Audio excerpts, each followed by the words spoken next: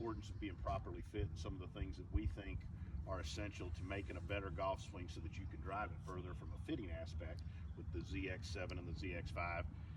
Then I spent some time with Morgan Hale and we talked a little bit about the physical aspects and some of the things that you can do away from the lesson tee, away from the driving range, away from the golf course to help you get more physically able to do it so that you can create more speed and drive it further. Now I'm going to take some folks, we're going to talk a little bit about some of the things you can do in the golf swing, especially from a setup perspective, to become a better driver of the ball.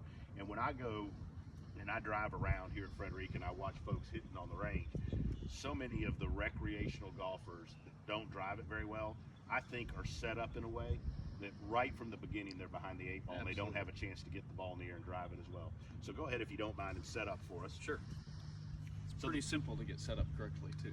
Correct, absolutely. So we're using an aiming stick here because I think it's key to always know where the golf ball is, right? And so Jackson, you're going to get set up and explain where you have the golf ball. Sure, so this golf ball, we're going to use the alignment stick and we're going to put it directly in line with the golf ball that's teed up. And when we get set up, this stick should be just inside your left heel, right? If you have a really wide base, it might be able to creep inside of that just a little bit, but for a stock setup, we're gonna have that ball position just a little bit inside your lead heel, left foot for a right-handed golfer. And from there, the thing we like to see, especially with the driver, because you're trying to launch it and pick it off the tee, send it up into the air, we're gonna get a little bit of spine tilt, where your axis would be just tilted away from the target a little bit, but you're still gonna be balanced on your feet from left to right. Absolutely. Go ahead and get it set up if you don't mind. So one of the real keys, I think, is correct hip posture when it comes to becoming a better driver. And you want to make your left hip shift a little closer to the target so that from this view, it's a little bit closer to the target than your left shoulder, which helps put the base of your spine in front of the top of your spine.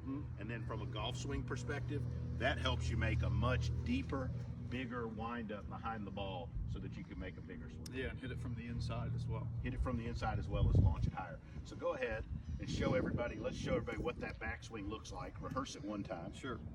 Just gonna get set up and shift my hips over there. So now I've got that spine tilt. Rehearse the backswing. And that's that big hip turn that Morgan talked about. That's right. All right, now go ahead and hit one for us.